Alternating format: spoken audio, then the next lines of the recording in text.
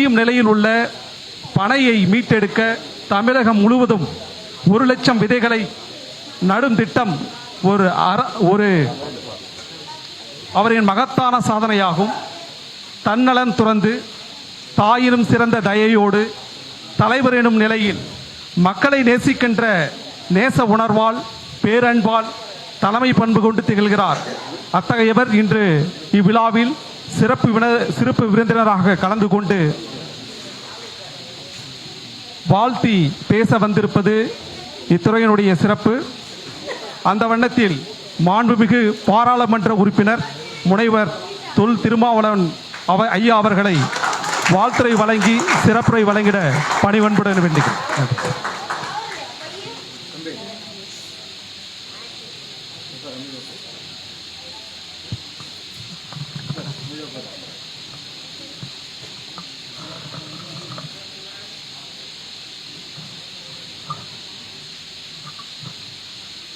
அன்பார்ந்த இந்த நிகழ்வை தலைமை வகித்து சிறப்பித்துக் கொண்டிருக்கிற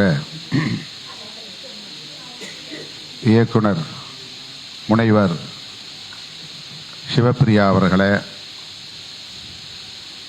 அனைவரையும் வரவேற்று சிறப்பித்திருக்கிற இளநிலை அறிவியல் அலுவலர் டாக்டர் இளவரசு அவர்களே, இதனை நெறிப்படுத்திக் கொண்டிருக்கிற இளநிலை அறிவியல் அலுவலர் திரு சிலம்பரசன் அவர்களே, வாழ்த்துரை வழங்கி இந்நிகழ்வை சிறப்பித்திருக்கிற சிறப்பு பணி அலுவலர் மேனாள் இயக்குனர்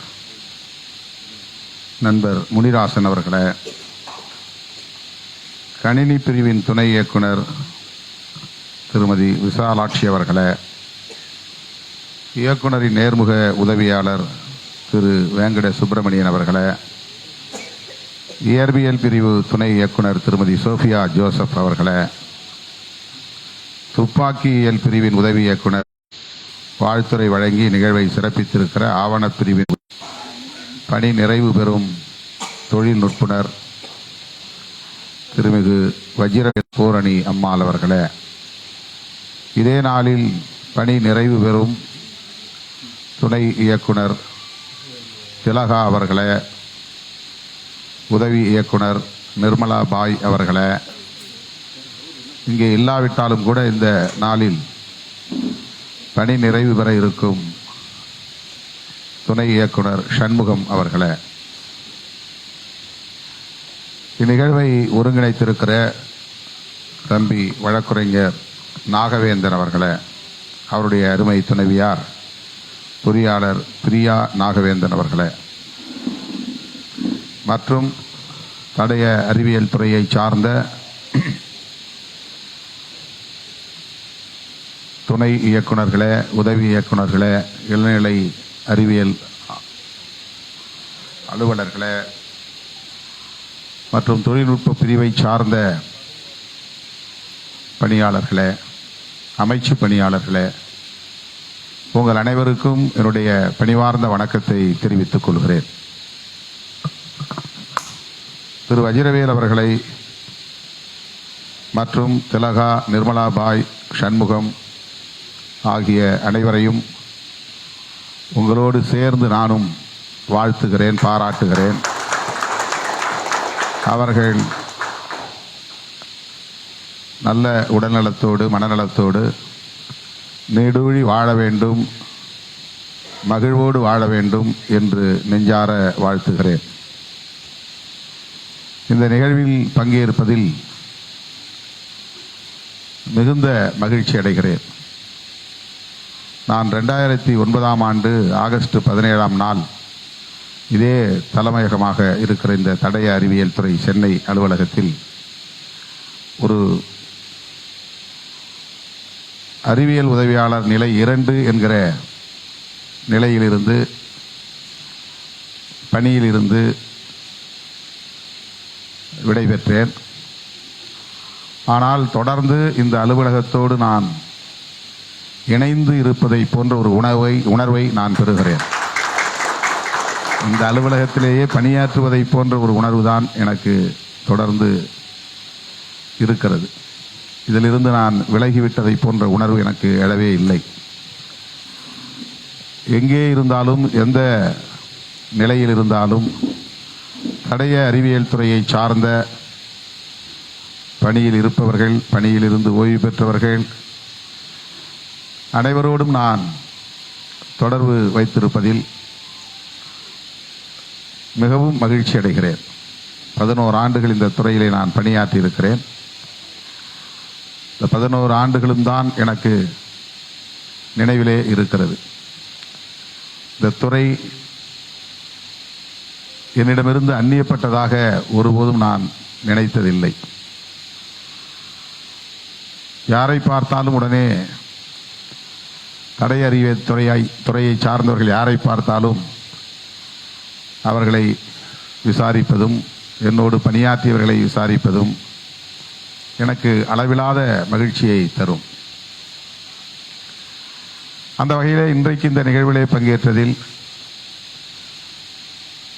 எந்த அளவுக்கு நான் மகிழ்ச்சியோடு இருக்கிறேன் என்பதை விவரிக்க இயலாது. நம்முடைய இயக்குனர் சிவப்பிரியா அவர்களும் சரி, விஷாலாட்சி உள்ளிட்ட நம்முடைய அலுவலர்கள், துணை இயக்குனர்கள் அனைவரும் சரி, இங்கே ஆற்றிய உரை மிகச் சிறப்பாக இருந்தது. நல்ல மேடைகளில் தொடர்ந்து பேசியவர்களைப் போலவே அவருடைய பேச்சு அமைந்திருந்தது. புதிதாக பேசியவர்களைப் போல அல்ல. விசாலாட்சி அவர்களுடைய பேச்சு ரொம்ப பிளியண்டா இருந்தது. ஒவ்வொருவருமே அப்படி சிறப்பாக பேசினார்கள். இயக்குனருடைய பேச்சு ரொம்ப எக்ஸ்ட்ராடினரி என்று சொல்ல வேண்டும், மிகச்சிறப்பாக இருந்தது.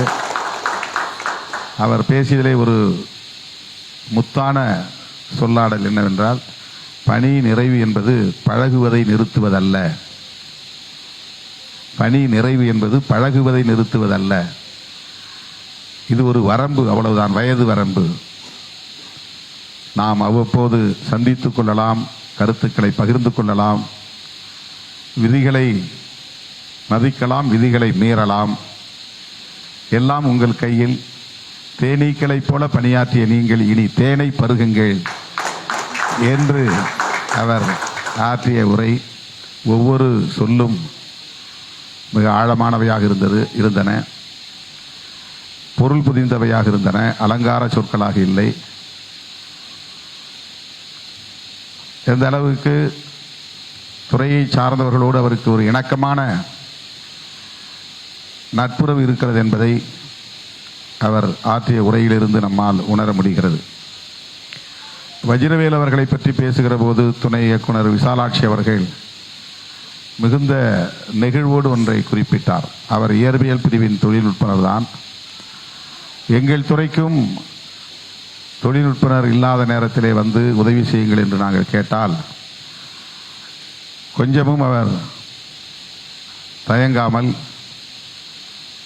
மறுதளிக்காமல் அவருடைய வேலைகளை எல்லாம் முடித்துவிட்டு வந்து எங்கள் துறையிலும் எங்களுக்கு உதவிகரமாக இருந்தார். தொடர்ந்து 2 மாதங்கள் அந்த பணிகளை செய்தார். அவரிடத்தில் எந்த முகசுளிப்பும் இருந்ததில்லை. அப்படிப்பட்ட ஒரு மாண்பாளர், பண்பாளர் வஜிரவேல் என்று இந்த இடத்திலே அவர் பதிவு செய்தார். ஒரு அலுவலகத்திலே, ஒரு வளாகத்திலே நாம் பணியாற்றுகிற போது நமக்கிடையிலே பதவி அடிப்படையிலான வேறுபாடுகள் இருக்கலாம், ஆனால் பாகுபாடுகள் கூடாது. நம் இடையிலே கல்வி தொடர்பான வேறுபாடுகள் இருக்கலாம், டிஃபரன்சஸ், வேறுபாடுகள் இருக்கலாம், ஆனால் பாகுபாடுகள் கூடாது, டிஸ்கிரிமினேஷன் கூடாது. அப்படிப்பட்ட ஒரு நல்லிணக்கமான உறவு இருக்கிற போது நாம் பணியாற்றக்கூடிய இந்த வளாகம் அமைதியாகவும் மகிழ்ச்சிகரமாகவும் விளங்கும், ரொம்ப பீஸ்ஃபுல்லாக இருக்கும்.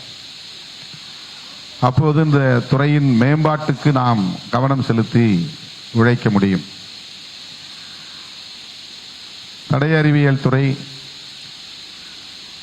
ஒரு சிறப்பு என்னவென்றால், forensic science department within bracket lady special என்று சொல்லக்கூடிய அளவுக்கு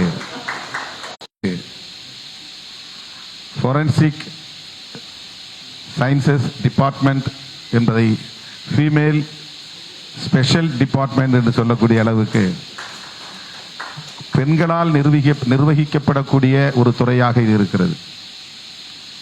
இயக்குனராக இருந்தாலும், துணை இயக்குனர்களாக இருந்தாலும், உதவி இயக்குனர்களாக இருந்தாலும் மெஜாரிட்டி பெண்கள் என்று சொல்லக்கூடிய அளவுக்கு ஒரு துறை பெண்களால் நிர்வகிக்கப்படுகிறது தமிழ்நாட்டில் என்று சொன்னால் அது தடய அறிவியல் துறைதான். அந்த சிறப்பு இந்த துறைக்கு உண்டு. பெண்களுக்கு இன்றைக்கு துணை இயக்குனராக பொறுப்பேற்று இருக்கக்கூடிய சிவப்பிரியா அவர்கள் உட்பட மிகச் சிறப்பாக பணியாற்றுகிறார்கள். இந்த துறையை மேம்படுத்துவது மட்டுமின்றி இந்திய அளவில் இருக்கக்கூடிய அளவுக்கு பெறக்கூடிய அளவுக்கு நம்முடைய தமிழ்நாடு தடய அறிவியல் துறை இயங்கிக் கொண்டிருக்கிறது. அது பெண்களுடைய நிர்வாகத்திறனுக்கும் ஒரு சான்றாக இருக்கிறது. இந்த துறையை இயக்கிக் கொண்டிருக்கிற ஆளுமைகளாக இருக்கிற பெண்மணிகளின் நிர்வாகத் திறனை உறுதிப்படுத்துவதாக இருக்கிறது. நானும் திரு முனிராசன் அவர்களும் அண்மையிலே குஜராத் போயிருந்தோம். துணைவேந்தர் வியாஸ் அவர்களை சந்தித்தோம். பூர்வி பொக்ரியால் அவர்களையும் சந்தித்தோம். அன்றைக்கு தன்னியல்பாக இந்தியாவிலிருந்து பல மாநிலங்களிலிருந்து தடய அறிவியல் துறையின் இயக்குநர்கள் எல்லாம் வந்திருந்தார்கள். ஒரே நேரத்தில் பல மாநில இயக்குநர்களை ஒவ்வொரு கேம்பஸினுடைய டைரக்டர், அந்த துணைவேந்தர் திரு வியாஸ் ஆகிய அனைவரையும் ஒரே நேரத்தில் ஒரே இடத்தில் சந்திக்கிற வாய்ப்பை பெற்றோம். அவர்கள் பேச்சின் ஊடாக தமிழ்நாடு தடய அறிவியல் துறை மிகச் சிறப்பாக இயங்குகிறது என்பதை மகிழ்வோடு சுட்டிக்காட்டினார்கள்.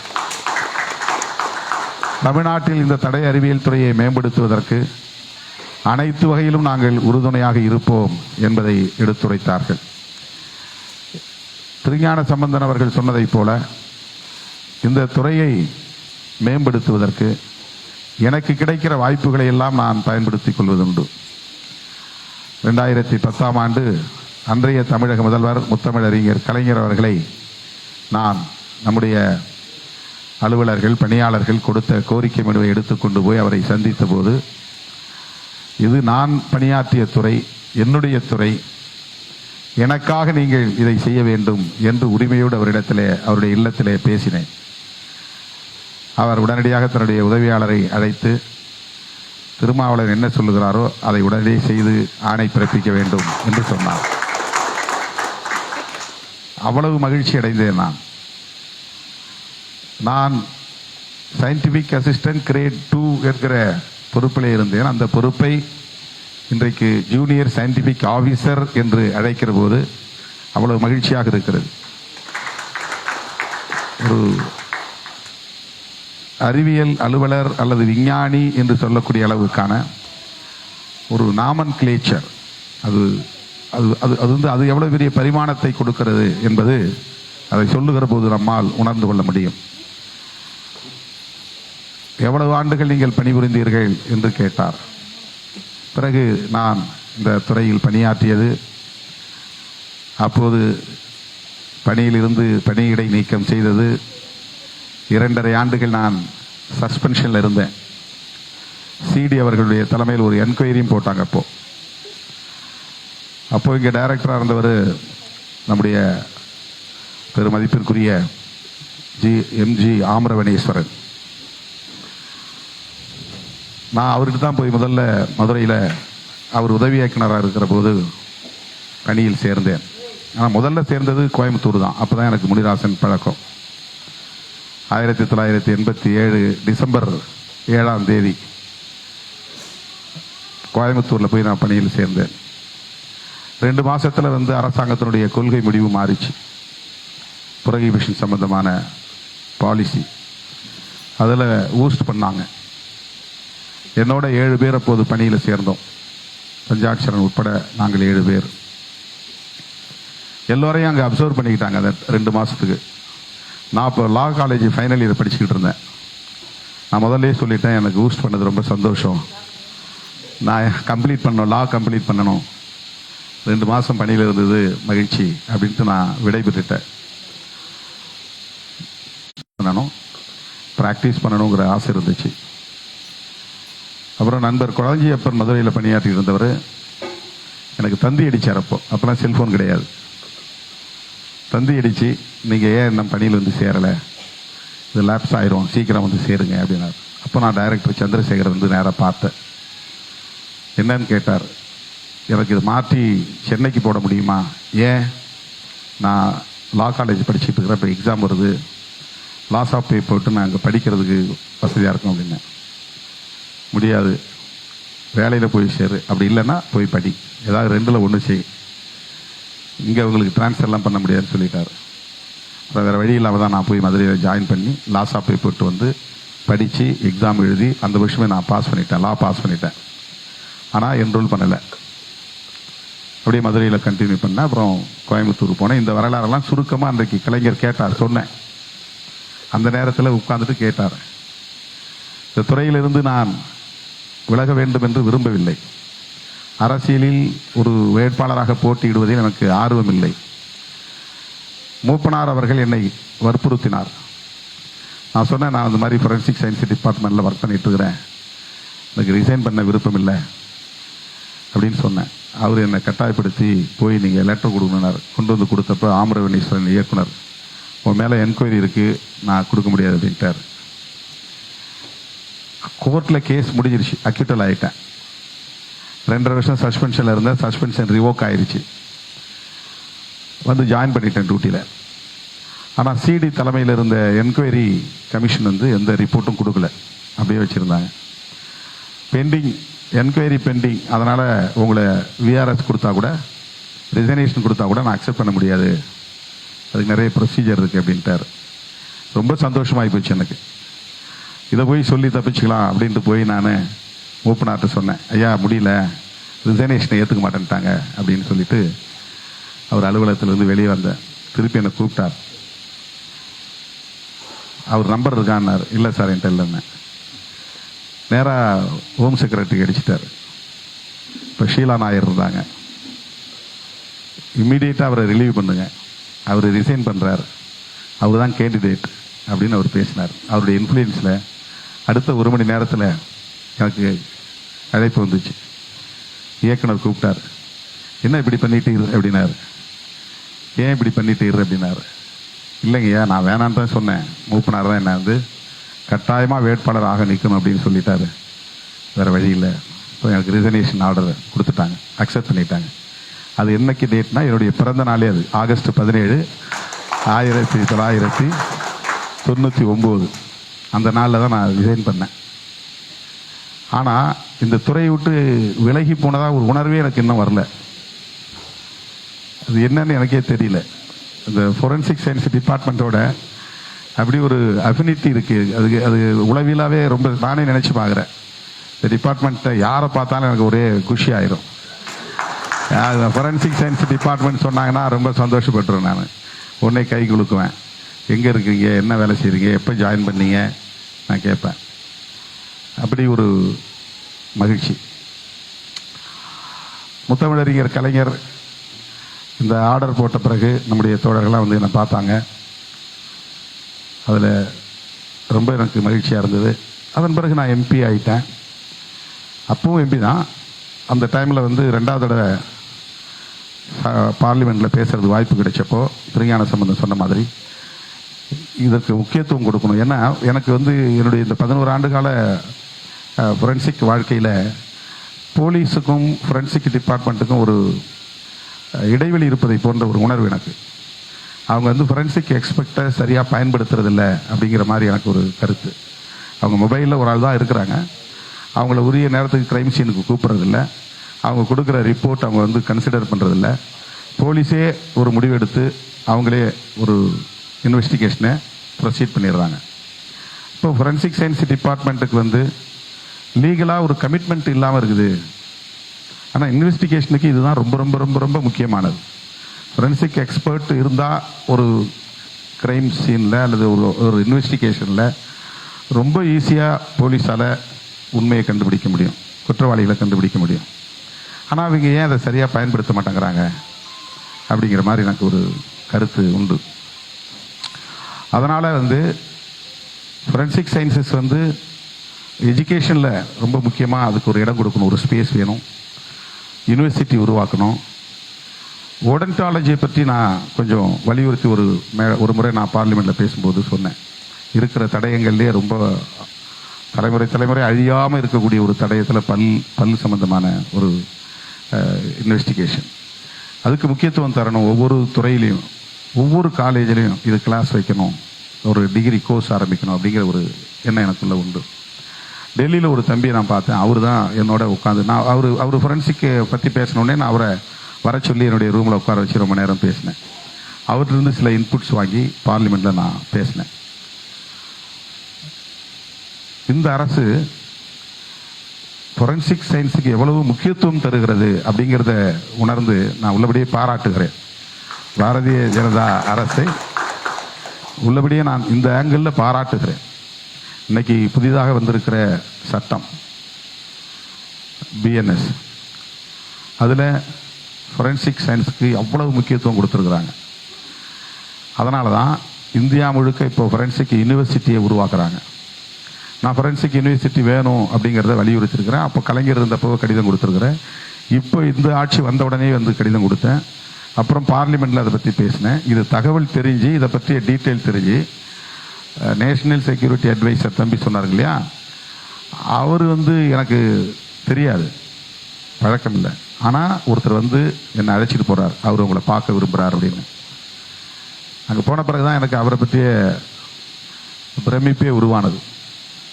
இப்போ அவர் போன உடனே கேட்குறாரு, நீங்கள் யூனிவர்சிட்டி வேணும்னு மனு கொடுத்துருக்கீங்களான்னாரு. எப்படி உங்களுக்கு தெரியும் அப்படின்னு நான் கேட்டேன். நேற்று தான் உங்கள் மனுவை பார்த்தேன், எல்லா ஸ்டேட்டும் கொடுத்துட்டாங்க, இன்னும் ஒரே ஒரு சீட்டு தான் இருக்குது, ஒரே ஒரு இடம் தான் இருக்குது. அது ஆந்திராவில் வந்து சந்திரபாபு நாயுடு ட்ரை பண்ணிகிட்ருக்காரு.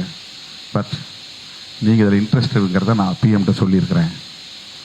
தமிழ்நாட்டில் தேசிய இந்த தடய அறிவியல் பல்கலைக்கழகம் இந்த ஒரு இடம் இல்லைனா 10 உயர்த்தி அவருக்கு ஒன்று உங்களுக்கு ஒன்று கொடுக்கணுங்கிற மாதிரி சொல்லியிருக்கிறேன் அப்படின்னு அவர்கிட்ட சொன்னார். எனக்கு அந்த சந்திப்பு பெரிய மகிழ்ச்சியை தந்தது. நான் வந்து அப்போ உடனே முனிதாசன்ட்டு அதை பகிர்ந்து கொண்டேன். தமிழ்நாடு அரசு இன் பிரின்சிபல் ஆல்ரெடி கன்வின்ஸ்டு, அவங்க கொள்கை அளவில் அதை ஏற்றுக்கொண்டார்கள். இப்போது ஒரே ஒரு வாய்ப்பு, அது தமிழ்நாட்டுக்கு கிடைக்காம போனால் என்ன ஆகிறது அப்படிங்கிற ஒரு சூழலில் தான் அந்த சந்திப்பு நடந்தது. இன்றைக்கி தமிழ்நாட்டுக்கு தடய அறிவியல் பல்கலைக்கழகம், தேசிய பல்கலைக்கழகம் அமைய இருக்கிறது. அதுக்கு இடம் வேணும். அந்த இடத்தை இந்த பணிகளை முடிக்கிறதுக்காக தான் முதல்வர்கிட்ட ஒரு வேண்டுகோள் வைத்தோம். அதனால தான் நமக்கு ஓஎஸ்டிங்கிற ஒரு புது போஸ்டிங் வந்து உருவாக்கப்பட்டது. இதெல்லாம் முடிக்கணுங்கிறதுக்காகத்தான்.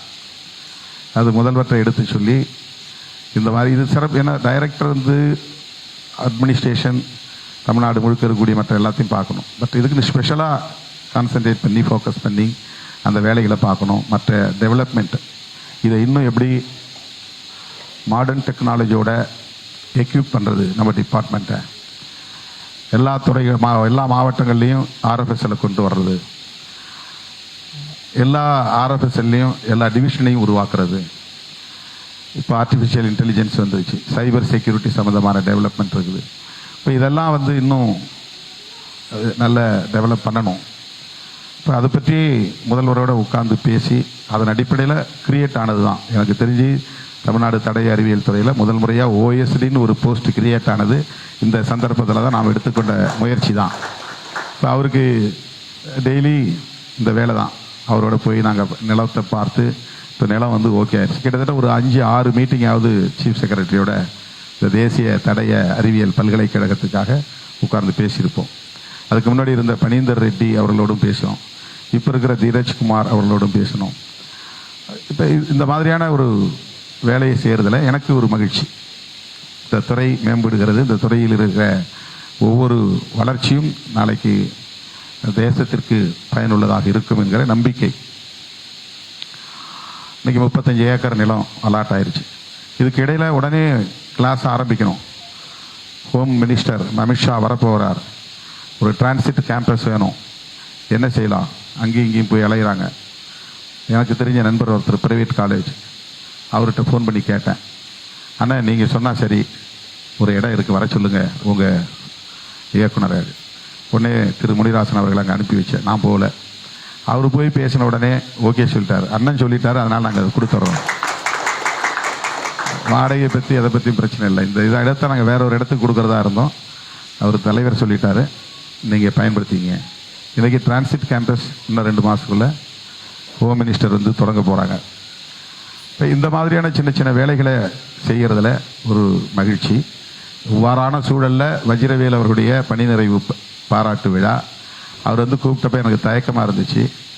நான் நேற்று கூட நாகவேந்தன் சொன்னேன், தம்பி ஒரே நேரத்தில் 3-4 பேர் வந்து ரிட்டையர் ஆகிறாங்க, வஜிரவேல் அவர்கள் மட்டும் ஒரு நிகழ்ச்சி வச்சு கூப்பிடும்போது அதே அலுவலகத்தில் தலைமை அலுவலகத்தில் மற்ற 2 பேரை அவங்கள வந்து நாம் அழைக்கிறதா வேண்டாமா, அவங்கள எப்படி எக்ஸ்க்ளூட் பண்ண முடியும், அவங்கள இல்லாமல் எப்படி ஒரு நிகழ்ச்சி நடத்த முடியும், ஒரு அஃபிஷியல் இன்விடேஷன் இல்லாமல் நான் எப்படி உள்ளே வர்றது, டைரக்டருக்கு இன்ஃபார்ம் பண்ணிங்களா?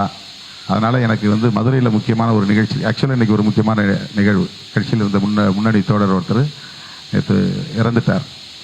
அது நான் போயிருக்கணும். நேற்று இரவே அந்த தகவல் வந்துச்சு. நான் அதை மனசில் வச்சுட்டு தான் சொன்னேன், முடிராஜன்ட்டி சொன்னேன், நான் வரலை, டைரக்டர் நீங்கள்லாம் வச்சு அதை நடத்துங்க, நான் சொல்லிக்கிறேன், நாகவேந்தன்ட்ட சொல்லிக்கிறேன் அப்படின்னு சொல்லி அவாய்ட் பண்ணேன். இன்றைக்கி காலையில் 7 மணிக்கு தான் நான் கன்ஃபார்ம் பண்ணேன். காலைல 7 மணிக்கு டைரக்டருக்கு அடித்தேன், அவங்க எடுக்கலை. 8:30 மணிக்கு அடித்தேன், எடுத்தாங்க. எடுத்த உடனே நான் கேட்டேன், உங்களை டிஸ்டர்ப் பண்ணிட்டேன்னு நினைக்கிறேன். இல்லை அதெல்லாம் ஒன்றும் இல்லை சார், நான் உங்கள் கால் பார்த்தேன், கூப்பிட்டேன், அப்போ சுவிட்ச் ஆஃபில் இருந்துச்சு. அது என்னன்னு கேட்டாங்க. இது மாதிரி வஜிரவேல் நிகழ்ச்சிக்கு அழைக்கிறாங்க, அஃபிஷியலாக வந்து உங்களுக்கு இன்ஃபார்ம் பண்ணாங்களான்னு தெரியல, இதில் நான் எப்படி பங்கேற்கிறதுன்னு தயக்கமாக இருக்குன்னு. அதெல்லாம் ஒன்றும் இல்லை சார், நீங்கள் எங்களுடைய முன்னாள் பணியாளர், அதனால் நீங்கள் அவசியம் வரலாம், இங்கே நீங்கள் வர்றதில் எங்களுக்கு எந்த சங்கடமும் இல்லை, நான் அவங்களுக்கும் இன்ஃபார்ம் பண்ணிடுறேன், அவங்க 2 பேரும் இருந்தாங்கன்னா நம்ம பார்க்கலாம், நம்ம ஆஃபீஸில் வச்சு அவங்களுக்கு ஆனர் பண்ணுறதுனால ஆனர் பண்ணிக்கலாம், நீங்கள் அவசியம் வாங்க சார் அப்படின்னு காலைல 8:30 மணிக்கு அவங்க அது சொன்ன பிறகு எனக்கு மகிழ்ச்சியாக இருந்தது. இப்போ இந்த துறையில் பணியாற்றி ஓய்வு பெறக்கூடிய வஜிரவேல் அவர்கள், அவரை பாராட்டுவதற்காக என்னை அழைத்தார் என்பதை விட உங்களோடு சில நிமிடங்கள் அல்லது சில மணி நேரம் அளவலாவுவதற்கு, இந்த கருத்துக்களை எல்லாம் பகிர்ந்து கொள்வதற்கு எனக்கு ஒரு வாய்ப்பை ஏற்படுத்தி தந்திருக்கிறார். He made a chance to be with you all. உங்களோட இருக்கிறதுக்கான ஒரு ஆப்பர்ச்சுனிட்டியை அவர் வந்து எனக்கு ஏற்படுத்தி தந்திருக்கிறார். இப்போ இந்த நேரம் முழுக்க நான் வந்து எல்லா கவலைகளையும் மறந்து உங்களோடு இருக்கிறேன். அது எனக்கு மகிழ்ச்சி அளிக்கிறது. இந்த துறை மேம்பட வேண்டும். அதை விட அடுத்து இன்னொரு முக்கியமான ஒரு முயற்சியும் எடுத்துக்கிட்டு இருக்கிறோம். பார்க்குறப்பெல்லாம் இப்போ நான் செக்ரட்டரியேட்டுக்கு ஃபோன் பண்ணேன்னா, சார் ஃபொரன்சிக் விஷயமானு கேட்குறாங்க. அந்த மாதிரி ஆகி போயிடுச்சு. ஏன்னா நான் அடிக்கடி இந்த லேண்டு அக்விசிஷன் பண்ணணும், அடுத்து இந்த ப்ரொமோஷன் பேசணும், இது வந்து பேசி பேசி இப்போ ஃபோன் போட்டாலே சார் அது பண்ணிட்டேன் சார், அது ஓகே ஆயிடுச்சு சார், இல்லை சார் நான் வேறு விஷயத்துக்காக பேசுகிறேன் அப்படிங்கிற அளவுக்கு ஆகிப்போச்சு. காலையில் தான் முடிவாசன்ட்ட சொல்லிக்கிட்டு இருந்தேன், நான் வேறு விஷயத்துக்கு ஃபோன் பண்ணால் கூட ஃபொரன்சிக் சயின்ஸுக்காக தான் ஃபோன் பண்ணுறங்கிற மாதிரி ஆகிப்போச்சு. நான் செக்ரட்டரியேட்டுக்குள்ளே போனாலே ஃபொரன்சிக் விஷயமாக வந்திருக்கேங்கிற மாதிரி எல்லோரும் நினைக்கிறாங்க உயர் அதிகாரிகள் அப்படின்னு ஒரு ஃபன்னியாக பேசிக்கிட்டு இருந்தேன். மேடம் வந்து இப்போ அடிஷ்னல் டைரக்டராக ப்ரொமோஷன் ஆகணும். ஆக்சுவலாக அடிஷ்னல் டைரக்டராக ஜாயின்ட் டைரக்டராக ஆகி அப்புறம் அடிஷ்னல் டைரக்டர் ஆகணும். 2 ப்ரொமோஷன் அவங்களுக்கு இப்போ வந்தாகணும். அந்த மாதிரி பலர் டிடியாக ப்ரொமோட் ஆக வேண்டியிருக்கு, சிலர் ஜேடியாக ப்ரொமோட் ஆக வேண்டியிருக்கு. 2 போஸ்ட் வேக்கண்ட்டாக இருக்குது. இப்போ சண்முகம்லாம் ஜேடி ஆகிருக்கணும், உமா ஜேடி ஆகிருக்கணும், அவங்க ஆகலை. இப்போ அதுக்கான முயற்சி நாங்கள் எடுத்துக்கிட்டு இருக்கிறோம். நான் முனிராசன் அழைச்சிட்டு போய் அப்பப்போ உட்காந்து பேசியிருக்கிறோம். மேடத்துக்கு கட்டாயமாக அந்த பதவி உயர்வு கிடைக்கும் என்று நான் நம்புகிறேன். அவங்களுக்கு மட்டும் இல்லை, நம்ம துறையில் நான் அண்மையில் மதுரைக்கு போயிருந்தேன். திடீர்னு ரொம்ப நாளைக்கு பிறகு நான் போகும்போது பணியாட்கள் குறைவாக இருக்குது, ரொம்ப குறைவாக இருக்குது, சயின்டிஸ்ட்டுங்க ரொம்ப குறைவாக இருக்காங்க, டெக்னீஷியன் குறைவாக இருக்காங்க அப்படிங்கிற விஷயங்கள்லாம் சொன்னார். இதெல்லாம் நீங்கள் எழுதி கொடுங்க, முடிஞ்சால் நான் சிஎம் கவனத்துக்கு கொண்டு போகிறேன் அப்படின்னு சொன்னேன்.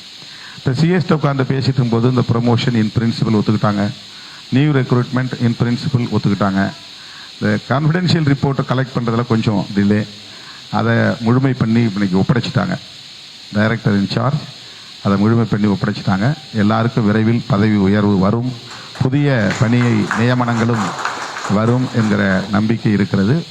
இந்த துறையின் வளர்ச்சியில் எனக்கும் உங்களைப் போல மகிழ்ச்சி. அந்த வகையில் இந்த நிகழ்ச்சியில் கலந்து கொண்டதில் பெருமகிழ்ச்சி அடைகிறேன். வஜ்ரவேல் அவர்கள் இவ்வளவு பெரிய வாய்ப்பை, அளப்பரிய வாய்ப்பை எனக்கு ஏற்படுத்தி தந்ததற்காக அவருக்கும் என்னுடைய வாழ்த்துக்களை தெரிவித்துக் கொள்கிறேன்.